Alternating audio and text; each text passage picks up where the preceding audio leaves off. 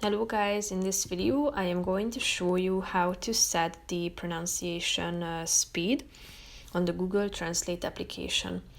But first I just want to mention, don't forget to subscribe to my channel because at 100,000 subscribers I am going to show you my whole YouTube revenue statistics and growth strategy, how to make money online. Now let's jump into it. First of all, open the app on your phone. Then click on the settings button down below in the right side corner of the screen.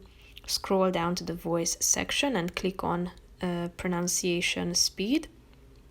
Here you can find three options: normal, slow, or slower.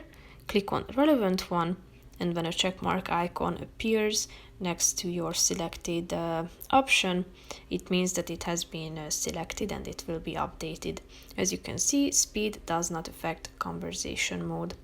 So that's pretty much it for this video, guys. See you in the next one. Bye bye.